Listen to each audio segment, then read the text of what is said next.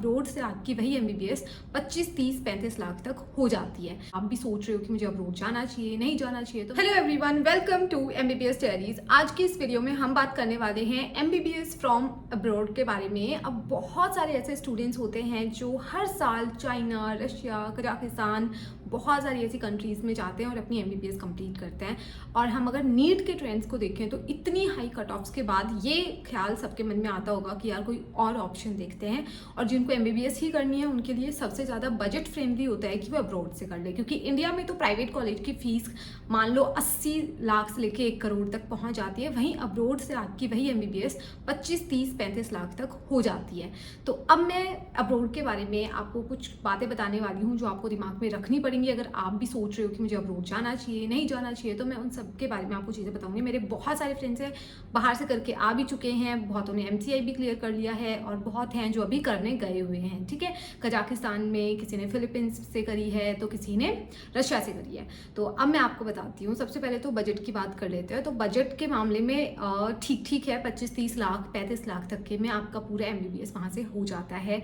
Second चीज़ होती है कि क्या वो इंडिया में एनएमसी जो है वो अप्रूव करेगी भी या नहीं। तो what is NMC? It is national medical council of India. ठीक है, तो एनएमसी जिस चीज़ को अप्रूव करती है, इंडियन मेडिकल कॉलेजेस में भी एनएमसी की गाइडलाइंस ही चलती हैं। And NMC he basically doctors को पूरा डॉक्टर्स की जितनी भी गाइडलाइंस होती है उन सबको देखती है। तो अब मैं आपको कुछ चीज़ें बता देती हूँ। फॉरेन में जाने से पहले आपको ध्यान रखना पड़ेगा, कुछ एनएमसी की गाइडलाइंस आई हैं वो फॉलो होनी ही चाहिए। ठीक है, तो सबसे पहले है कि आप जिस भी जगह जाके करके आओ एमबीबीएस, कम से कम उसमें 5.5 साल टोटल होना चाहिए, जिसमें से 4.5 साल के एमबीबीएस एंड 1 साल की इंटर्नशिप। सेकेंड चीज़, जैसे वहाँ का भी आपको लाइसेंस होना चाहिए एनएमसी की गाइडलाइंस के अकॉर्डिंग। जिस कंट्री से आपने एमबीबीएस की है, एटलीस्ट उस कंट्री में प्रैक्टिस करने का आपके पास लाइसेंस होना चाहिए। तो इसका मतलब है कि वहाँ भी कोई एग्ज़ाम हो सकता है जिसके बेसिस पे वहाँ पे पहले आपको वहाँ का लाइसेंस लेना पड़ेगा एंड उसके बाद आके ही आप इंडिया में कोई और एग्ज़ाम दे के और इंडिया का लाइसेंस ले सकते हो। ठीक है, क्योंकि इसके पीछे का सीधा लॉजिक है कि जिस कंट्री ने आपको एमबीबीएस करवाई है, अगर वो अपनी कंट्री में अपने पेशेंट्स को ट्रीट आपसे नहीं करवा सकती है तो हम कैसे अपने पेशेंट्स को करने दें ट्रीट। तो बेसिक फंडा यही है उसके पीछे। ठीक है, थर्ड यहाँ पे चीज़ आती है कि आपने जो नीट दिया हो, जैसे आप इस साल जा रहे हो, ठीक है, तो पिछले 3 साल के अंदर अंदर आपने नीट क्वालिफाई किया होगा तो ही वो एप्लीकेबल होगा बच्चा इंडिया में लाइसेंस लेने के लिए या फिर इंडिया में कोई भी एग्ज़ाम देने के लिए। ऐसा नहीं होना चाहिए कि आप आज जा रहे हो अब्रोड एंड आपने कभी 4-5 साल पहले नीट दिया था एंड उसके स्कोर के बेसिस पे आप अब्रोड से एमबीबीएस करके आ रहे हो। नहीं, आप अब्रोड जब भी जा रहे हो तो 3 साल के अंदर अंदर आपने नीट क्वालिफाई किया हो, उसके बाद ही आप अब्रोड गए हो। तो ये सब चीज़ों का ध्यान रखना, क्योंकि फ्यूचर में 5-6 साल काटने के बाद जब इंडिया आओगे ना तो ये सब चीज़ें बहुत मैटर करेंगी। ठीक है, कि जिस कंट्री से आपने किया है उस कंट्री का लाइसेंस है या नहीं है, जिस कंट्री से किया है वहाँ पे आपने इंटर्नशिप करी है या नहीं करी है, जिस कंट्री से आपने किया है तो जब आप गए थे तो आप नीट कितने साल पहले दिया हुआ था आपने। ये सब चीज़ें जब आपको इंडिया में प्रैक्टिस करनी पड़ेगी ना तब ये चीज़ें मांगी जाएंगी। ठीक है, क्योंकि ये सब चीज़ें डॉक्यूमेंटेशन में होगा आपके, एंड डॉक्यूमेंटेशन कंप्लीट नहीं होगा तो आप इंडिया में कुछ नहीं कर पाओगे। तो ये तो कुछ नई गाइडलाइंस हैं जो मुझे आपको बतानी थी, लेकिन इसके अलावा और बहुत सारी चीज़ें और बहुत सारे ऐसे मेरे पर्सनल ओपिनियन है जो मैं यहाँ पे शेयर करना चाहती हूँ। अब बात कर लेते हैं पैसों की। तो देखो यार, अगर आपके पास, जैसे कि मैंने बोला था प्राइवेट कॉलेज के वक्त भी, कि अगर आपकी फैमिली के पास होते हैं पैसे कि वो अफोर्ड कर सकते हैं, आपको बाहर भेज सकते हैं, आपको पूरा खर्चा उठा सकते हैं, देन वेल एंड गुड। लेकिन अगर वो अफोर्ड नहीं कर सकते, आप लोन पे जाना चाहते हो या मुश्किल से पैसा इधर उधर से इकट्ठा करके जाना चाहते हो, तो देखो एक चीज़ दिमाग में रखना, 7-8 साल मिनिमम लगा के चलो, उसके बाद ही आप रिपे कर पाओगे उनका पैसा। 7-8 साल आप कुछ नहीं कमाओगे। अगर आपको लगता है एमबीबीएस करते ही सब कुछ ठीक हो जाएगा, तो ऐसा नहीं होता है। एमबीबीएस कम से कम आपकी 5-6 साल ले लेगी, उसके बाद आप एग्जाम्स क्रैक करोगे, फर्स्ट अटेम्प्ट में सारी चीज़ें हो जाएंगी, फिर आप इंटर्नशिप करोगे, इंटर्नशिप में इतना ही पैसा मिलेगा कि खर्चा पानी चलेगा, लोन तो आप भूल ही जाओगे, इसमें आप चुका पाओगे। उसके बाद जाके आप कहीं किसी जॉब की तैयारी करोगे। आजकल हर जॉब के लिए एंट्रेंस होता है इंटर्नशिप के बाद भी, या तो आप पीजी करोगे उसका एग्ज़ाम होगा, या तो आप कोई भी जॉब करोगे तो हर चीज़ के लिए आजकल एग्ज़ाम होता है। ठीक है, एक सिक्योर जॉब के लिए। तो अब आप जब एग्ज़ाम के लिए फिर से प्रिपेयर करोगे तो आपका अगर फिर भी फर्स्ट अटेम्प्ट में क्लियर हो जाते हैं तो ऐसे घूम फिर आके 7-8 साल आराम से लगेंगे जब आप उतना पैसा कमाने लग जाओगे। वो भी जब आपने हर चीज़ फर्स्ट अटेम्प्ट में क्लियर कर ली है, तब जाके आपको 7 से 8 साल लग जाएंगे कि आप उतना पैसा कमाने लग जाओ कि थोड़ा बहुत लोन भी रीपे करना स्टार्ट कर दो। तो बहुत सारी ये सब चीज़ें दिमाग में रख के फिर ही ऐसा कोई कदम उठाना, ठीक है। अगर आपका फाइनेंशियल बैकग्राउंड बहुत ही अच्छा है देन आपको कुछ सोचने की ज़रूरत नहीं है। लेकिन अगर आप फाइनेंशियली उतने साउंड नहीं हो, फाइनेंशियल आपका बैकग्राउंड उतना सॉलिड नहीं है, तो आपको बहुत स्ट्रेस हो जाएगा। ऊपर से MBBS का कैरिकुलम इतना स्ट्रेसफुल, आपको वैसे ही बहुत मेहनत करनी है, तो डबल स्ट्रेस मत लो। और बहुत सारे ऑप्शंस हैं, वो जाके आप एक बार एक्सप्लोर करो एंड अपनी स्किल्स वगैरह बढ़ाओ। मैंने पिछली वीडियो में बोला था, एंड बहुत ही कम टाइम में बहुत ही अच्छी स्किल्स सीख के आप बहुत अच्छी अर्निंग कर सकते हो यार। एनीवेज, उसके अलावा मैं आपको कुछ चीज़ें और बता देती हूँ कि आपको, जैसे मैंने प्राइवेट कॉलेज के वक्त भी बताई थी, वैसे ही छोटी छोटी चीज़ें मैं यहाँ बताने वाली हूँ आपको। अगर आप फॉरेन जा रहे हो तो पता है वहाँ पे और बहुत सारी प्रॉब्लम्स आती है। जैसे मेरी एक फ्रेंड गई हुई है, ठीक है, उसका नाम मैं यहाँ नहीं बता रही हूँ, लेकिन वो मुझसे काफ़ी चीज़ें शेयर कर रही थी जब वो स्टार्टिंग में गई थी। इवन दो उसका फाइनेंशियल बैकग्राउंड बहुत अच्छा है, लाइक इनकम वाइज बहुत अच्छी उनकी इनकम है एंड बहुत ही रिच फैमिली से, लाइक अपर क्लास फैमिली से वो लोग आते हैं। बट स्टिल उसको वो सब चीज़ें फेस करनी पड़ रही हैं कि अगर आपको इंडियन फूड की क्रेविंग हो रही है, इंडियन फूड आपको खाना है, वो इतना एक्सपेंसिव मिलेगा, वो नहीं मिलेगा काफ़ी बार, तो आपको एक एक चीज़ के ऐसे पैसे देने पड़ेंगे। एंड वहाँ की लाइफस्टाइल, वहाँ पे मोस्टली लोग ऐसे होते हैं कि कोई फ्लैट लेके रह रहा है, कोई कैसे रह रहा है, तो वो सब अगेन बहुत सारा पैसा उनमें भी लगता है आपका। हॉस्टल के अलग चार्जेस होते हैं अगर आप हॉस्टल में रहना चाहो तो। लेकिन फिर क्योंकि आप इतने सारे फ्रेंड्स वगैरह बन जाते हो तो आप सोचते हो कि हम साथ में बाहर थोड़ा कम खर्चे में फ्लैट वगैरह मिल रहा है तो वही लेके रह लेते हैं। वहाँ पे भी बहुत एडिशनल खर्चा हो जाता है फ्लैट लेके रहते हो तो भी। उसके अलावा वहाँ पे खाने पीने के लिए भी मतलब छोटी छोटी चीज़ें मिलती नहीं हैं जो इतनी मतलब इंडिया में इतनी कॉमन है, इंडिया में इतनी सस्ती है ना। लाइक समोसे का एग्जांपल ले लो, जलेबी का एग्जांपल ले लो, वो वहाँ पे मिलेंगी नहीं उतनी इजीली। तो ये एक अलग ही स्ट्रगल है जो मुझे मेरे फ्रेंड से बात करके जानने को मिलता है। तो इट्स नॉट ईजी। आप ऐसी जगह पे 5-6 साल, देखो मैं अगर सोच के देखूँ ना, देखो मैं तो ऑलरेडी MBBS कर चुकी हूँ, लेकिन अगर मैं सोच के देखूँ कि कोई ऐसी जगह है जहाँ पे मुझे कुछ भी नहीं मिला है। अब मैं ट्रिप्स पे भी जाती हूँ, 4-5 दिन की ट्रिप होती है वो। फॉर एग्जांपल मैं अपने पेरेंट्स के साथ गई थी गोवा साउथ साइड में, तो वहाँ का खाना मतलब 4-5 दिन निकालने मुश्किल हो जाते हैं यार। जो हमें जो चाहिए, हमारी पैलेट को जो चाहिए वो चाहिए, उसके बिना ऐसे लगता है कि दिन पूरा हुआ नहीं है। तो पता है फॉरेन में अगर आप एडजस्ट कर सकते हो, आप डेली नहीं खा पाओगे बर्गर पिज़्ज़ा, ये नहीं खा पाओगे। तो अगर कुछ चीज़ें होती हैं जो खाने पीने के लिए हमें चाहिए, जो हमें हमारी जो अल्टीमेट जो एक होता है ना कि हमारी सटाइटी ला दे, वो खाना कंफर्ट फूड होता है। एंड कंफर्ट फूड वहाँ पे इतना इजीली नहीं मिलेगा आपको, तो ये अलग स्ट्रगल है। अब हम बात कर लेते हैं कि कौन सी कंट्री में करना चाहिए नहीं करना चाहिए। देखो मुझे ज़्यादा नॉलेज नहीं है, लेकिन मैंने रिसेंटली 1-2 वीडियोस देखे एंड थोड़ा बहुत फ्रेंड से भी बात किया जिन्होंने फिलीपीन से किया है, रशिया से किया है। इसमें भी बजट फ्रेंडली, सबसे बजट फ्रेंडली बताऊँ ना मैं आपको तो कजाकिस्तान और रशिया होता है। तो रशिया और कजाकिस्तान बजट के मामले में सबसे सस्ते पड़ते हैं, ठीक है। 30 लाख तक आपकी MBBS हो जाती है। एडिशनल खर्चे होंगे वहाँ जाके होंगे, वो आपको ना कोई भी एजेंट नहीं बताएगा, और कोई भी आपको पैकेज देने वाला नहीं बताएगा कि और खर्चा वहाँ पे बहुत होगा, मंथली हर महीने आपको बहुत पैसा चाहिए होगा, कोई नहीं बताएगा आपको सिर्फ बता देंगे कि 25-30 लाख में आपका MBBS हो जाएगा। अरे भाई वहाँ सर्वाइव करना है ना 4-5 साल मिनिमम, तो उसके लिए भी तो पैसा लगेगा ना, वो कोई नहीं बताएगा आपको। एंड वो आपकी फैमिली पे बर्डन होगा। इसलिए बार बार बोल रही हूँ कि अगर आपकी फैमिली अफोर्ड कर सकती है तो ही सोच समझ के कदम उठाना, वरना एक एक दिन निकालना बहुत मुश्किल हो जाएगा, ठीक है। अब मैं आपको एक चीज़ बता देती हूँ कि कौन सी कंट्री चूज़ करें। अब नेपाल बांग्लादेश बहुत अच्छे हैं जहाँ तक मैंने रिसर्च करी है, लेकिन उनका वही है यार, थोड़ा पैकेज महंगा है वहाँ पे, पैसे आपको ज़्यादा देने पड़ेंगे, ठीक है। नेपाल तो एकदम इंडिया का पार्ट जैसा ही लगता है मुझे कभी कभी, क्योंकि वहाँ पे एकदम सेम पॉपुलेशन है, सेम लैंग्वेज, इतना बैरियर्स नहीं है वहाँ पे। उसके अलावा अगर मैं बात करूँ रशिया में, सबसे अच्छी बात ये है कि जो आपको लाइसेंस देंगे, जो भी डिग्री देंगे, वो अपनी इंग्लिश लैंग्वेज में ही देंगे, ठीक है। जॉर्जिया में ये एक प्रॉब्लम है कि वो खुद की जो उनकी जॉर्जियन जो भी लैंग्वेज वहाँ बोली जाती है जॉर्जिया में, उस लैंग्वेज का आपको लाइसेंस देंगे, जो इंडिया में अप्रूव हो ना हो हमें नहीं पता है, ठीक है। तो बहुत सारी कॉम्प्लिकेशंस हैं।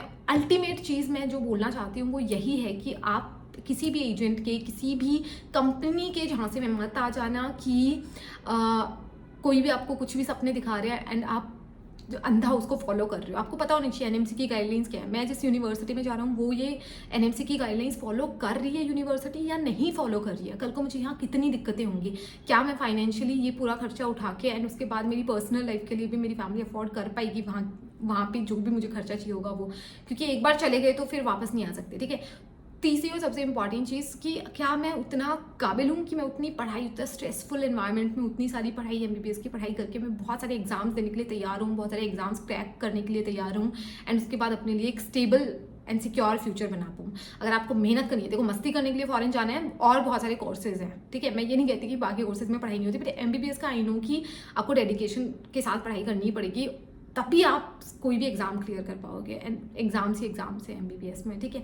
तो आपको पढ़ाई करने जाना है, बहुत ही डेडिकेशन के साथ जाना है, फाइनेंशियली भी स्टेबल हो तो जा सकते हो, ठीक है। नीट ठीक है नहीं होता है क्योंकि बहुत हाई कट ऑफ्स जा रही है, लेकिन अगर आपसे नीट बिल्कुल आपने मेहनत ही नहीं की, ठीक है, वहाँ पे आपको पता नहीं आप मेहनत करोगे नहीं करोगे, सिर्फ चिल करोगे, तो फिर कोई मतलब नहीं है। और बहुत सारे ऑप्शंस है, वो कर लो एंड पैसा वेस्ट नहीं करो, यही बोलूँगी। तो फॉरेन के बहुत सारी चीज़ें होती है, बहुत सारी गाइडलाइंस होती है, जिन सब चीज़ों को आपको देखना होता है। ऐसे किसी के झांसे में नहीं आना है। आपके अगर कोई रिलेटिव है, कोई किसी ने किया है बाहर से एमबीबीएस एंड वो वेल सेटल्ड हैं, तो उन्हीं की गाइडेंस के साथ जाना है, ठीक है।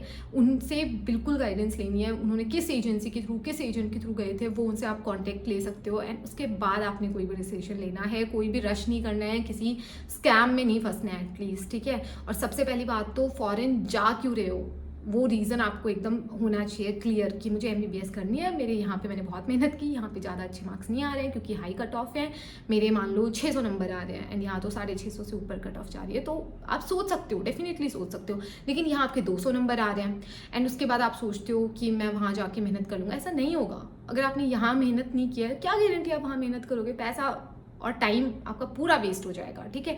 क्योंकि अगर आपने इंडिया में आके लाइसेंस एग्जाम क्लियर नहीं किया, क्योंकि अब आगे जाके नेक्स्ट होगा, it's not going to be इतना ईजी। जो अभी एग्जाम होता है ना, इट्स डैम ईजी। अभी एमसीआई का लाइक एफएमजी एग्जाम होता है, तो वो एग्जाम इतना ईजी होता है, कभी कभी मैं सोचती हूँ लाइक 50% मार्क्स चाहिए, नो नेगेटिव मार्किंग, मतलब इससे ईजी कुछ हो नहीं सकता है। और उसी तरफ दूसरी तरफ अब नेक्स्ट लागू हो जाएगा। अब कोई भी फॉरेन जाएगा ना, वो जब तक आएंगे ना वापस, तब तक नेक्स्ट लागू हो जाएगा एंड ये जो नेक्स्ट एग्जाम होगा ना, इसमें नेगेटिव मार्किंग होगी एंड इसी के थ्रू आपको पीजी की सीट मिलेगी एंड बहुत हाई लेवल का एग्जाम होगा, ट्रस्ट मी। क्योंकि नीट पीजी हटा के नेक्स्ट ला रहे हैं, जैसे नीट यूजी का लेवल है ना, वैसे नीट पीजी के लेवल का एक एग्जाम ला रहे हैं यहाँ पे। तो आप सोचो कि क्या लेवल का एग्जाम होगा वो। पता चले आप 5-6 साल फॉरेन करके आ रहे हो एंड फिर आप में उतनी कैपेबिलिटीज़ नहीं है, आप उतना हार्डवर्क नहीं कर पा रहे हो कि आप नीट पीजी क्लियर नहीं कर पा रहे हो। नीट पीजी के लेवल का नेक्स्ट होगा एंड उससे भी हार्ड ही होगा, क्योंकि उससे इंडियन मेडिकल ग्रेजुएट्स को भी डिग्री भी मिलेगा, उनको पीजी की सीट भी मिलेगी एंड एफएमजी वालों के लिए भी सेम एग्जाम होने लग जाएगा। उसी के बेसिस पे उनको भी पीजी मिलेगी एंड उसी के बेसिस पे उनको भी लाइसेंस मिलेगा उनका। तो it's going to be damn tough. अभी एफएमजी अलग एग्जाम होता है एंड कोई नेगेटिव मार्किंग नहीं होती है, सिर्फ 50% कट करो एंड जाओ कर लो इंटर्नशिप, ले लो लाइसेंस, इतना इजी है। एंड जब नेक्स्ट आ जाएगा बहुत टफ हो जाएगा। सोच के देखना, क्या आप नीट यूजी नहीं कर पा रहे हो, नीट यूजी एंड फिर नीट पीजी के टक्कर का एक एग्जाम आप क्लियर कर पाओगे? सोच के देखना, नीट यूजी में 3 सब्जेक्ट है, नीट पीजी में 19 सब्जेक्ट होता है। तो अभी नीट पीजी होता है, लेकिन नीट पीजी फिर भी शायद ईजी हो, लेकिन नेक्स्ट बहुत टफ हो जाएगा। तो सोच के देखो एंड सोच समझ के एक फैसला लो। ये ध्यान में रखना कि आने वाले टाइम में नेक्स्ट ही होगा, एफएमजी नहीं होगा। तो क्या मैं नेक्स्ट क्लियर कर पाऊंगा? अगर नहीं कर पाओगे तो फिर आपकी डिग्री वेस्ट हो जाएगी, आपका टाइम, आपका पैसा सब वेस्ट हो जाएगा। तो बहुत सारी चीज़ें यार, सोच समझ के फैसला लेना है। ऐसे ही कोई भी रश में, कोई भी एक डेस्परेटली कोई भी कदम नहीं उठाना है इस सब चीज़ों के चलते, क्योंकि पैसा एंड टाइम चला जाएगा। बहुत ही रिच हो तो ठीक है, लेकिन अगर बहुत ही रिच नहीं हो, लोन वोन लेके इधर उधर से पैसे इकट्ठा करके जा रहे हो, फिर कितनी मुश्किल आएगी आगे जाके। तो ये एक चीज़ें मुझे बतानी बहुत इंपॉर्टेंट थी, क्योंकि मेरे दिमाग में तो ये सब चीज़ें ही सबसे पहले आती हैं कि वर्थ इट भी है या नहीं है यार। तो इतने साल, 6, 7, 8 साल जब जाके आप थोड़ा स्टेबल होगे लाइफ में, तो मुझे नहीं लगता आज के टाइम पे ये मतलब वर्थ इट है, ठीक है। अगर आप आराम से 12th के साथ नीट क्रैक कर लेते हो, बहुत ही आराम से अपनी एमबीबीएस कर लेते हो, इंटर्नशिप कर लेते हो, तो बहुत अच्छी प्रोफेशन है। आप 18 की एज में 12th करते हो तभी नीट क्लियर कर लेते हो, फिर आप 23 की एज तक डॉक्टर बन जाते हो इंटर्नशिप करके, तो बहुत अच्छा है। अगर आप एकदम बढ़िया सब कुछ यहाँ पे अच्छे से फर्स्ट अटेम्प्ट में कर लिया तो बहुत अच्छा है। लेकिन अगर आप ड्रॉप इन सब लूप में फंस गए, पता है बहुत रिग्रेट होगा बाद में जाके, आपकी लाइफ बहुत टाइम चला जाएगा। कभी कभी तो मुझे होता है यार, मैंने खुद ने 3rd अटेम्प्ट में क्लियर किया है, तो मुझे कभी कभी लगता है कि यार मतलब मैं बहुत पीछे रह गई हूँ अभी तक। मतलब अभी तो चलो फिर भी इंटर्न हूँ, बट कुछ टाइम पहले तक मैं सिर्फ लाइक एक स्टूडेंट ही थी। कॉलेज जब मेरे सारे फ्रेंड्स पता नहीं क्या क्या कर रहे हैं, तब तक मैं कॉलेज ही चल रही है मेरी। एक तो MBBS की कॉलेज ही खुद ही 4.5 साल की है। सब लोगों की कॉलेज 3 साल में खत्म हो जाती है, मैं 4.5 साल तक तो कॉलेज चल रही है। उससे पहले आप ड्रॉप ले रहे हो, तो ये सब चीज़ें हैं। बहुत लंबी पढ़ाई होती है, बहुत लंबा कोर्स है ये, तो बहुत सारी चीज़ें सोच समझ के चलना। अपनी लाइफ एक प्लान करो एक डायरी में, ठीक है, कि इतने साल का होके फिर मैं जाके डॉक्टर बनूंगा, फिर जाके मेरे को पैसे मिलने स्टार्ट होंगे, तो क्या मैं इस चीज़ से सही हूँ, कल जाके मुझे रिग्रेट ना हो कि मैंने क्या डिसीजन लिया है। ठीक है, डॉक्टर ही बनना है तो मैंने आपको बता ही दिया है फिर क्या क्या चीज़ें ध्यान रखनी है। बाहर जाके भी MBBS करनी है तो NMC की प्रॉपर गाइडलाइंस सब समझना है, सही एजेंट के थ्रू जाना है, सही गाइडेंस के थ्रू जाना है। ठीक है, so that's about it. And डराने के लिए नहीं थी ये वीडियो बिल्कुल भी, लेकिन ये रियलिटी है। लोगों को ना एक वो है कि MBBS में एंटर हो गए लाइफ सेटल है, मुझे भी लगता है कभी कभी, लेकिन पता है बहुत सारी और चीज़ें होती है जिसके बारे में लोग नहीं बताएंगे। कैमरा पे मैं भी अच्छी अच्छी चीज़ें दिखाऊंगी, लाइफ बढ़िया है, लेकिन कभी कभी मुझे भी लगता है यार कि कब मैं एक स्टूडेंट ही हूँ, मतलब इतने इस एज में जब मुझे बहुत अच्छा एक पैकेज कहीं से मिलना चाहिए था, बहुत अच्छी इनकम होनी चाहिए थी, खुद का कुछ तो होना चाहिए था, तब तक मैं स्टूडेंट ही लाइफ चल रही है मेरी। एंड पता नहीं कब तक चलेगी, क्योंकि अब नीट PG देना है, फिर 3 साल की रेजिडेंसी करनी है, वहाँ अलग आप इनकम तो आएगी, लेकिन वहाँ पे भी आप एक तरीके से पढ़ाई कर ही रहे होगे, एग्ज़ाम दे ही रहे होगे, तो ऑनगोइंग है पूरा कि एग्ज़ाम, पढ़ाई, स्पेशलिटी करो, सुपर स्पेशलिटी करो, तो ये सब पूरा एक लूप चलता रहता है इधर। अगर आपको उतना डेडिकेशन है, उतना प्यार है इस प्रोफेशन से, तो ही आप इतना कुछ कर पाओगे, वरना आप सच बता रही हूँ नहीं कर पाओगे। अगर आपसे नीट UG जितनी पढ़ाई नहीं हो रही है ना, अगर देखो मैं उन बच्चों की नहीं कह रही हूँ जो 600 नंबर ला रहे हैं, उनकी गलती नहीं है, कट ऑफ सी इतनी हाई है तो सबको सीट्स नहीं मिल सकती है। लेकिन जो बच्चे बिल्कुल ही 200-300 नंबर भी नहीं ला पा रहे हैं या उतने ही ला रहे हैं, तो आप नीट UG में भी कुछ नहीं कर पा रहे हो, तो क्या आगे जाके आप उतना पढ़ लोगे, उतनी हार्ड वर्क, उतना डेडिकेशन दे दोगे तो ही आना। क्योंकि इट्स नॉट लाइक कि MBBS बाहर से करके आ गए उसके बाद सब हलवा है, it's not that easy, it's not going to be that easy कभी भी। तो दैट्स ऑल जो भी मैं बताना चाहती थी। एंड अगर ये वीडियो आपको थोड़ा भी इन्फॉर्मेटिव लगा हो, then make sure to like, share and subscribe to my channel. I know थोड़ा सा हार्श था, बट था तो सच्ची है ना। तो सोचना है, मैं सिर्फ ये चाहती हूँ कि आप थोड़ा सोचो, ना कि बस MBBS करना है, ये भूत सवार इसके चक्कर में कहीं पे भी चले जाएंगे, कुछ भी कर लेंगे, ऐसा नहीं होना चाहिए। ठीक है, so that's about it. Thank you so much for watching this video, bye bye, take care.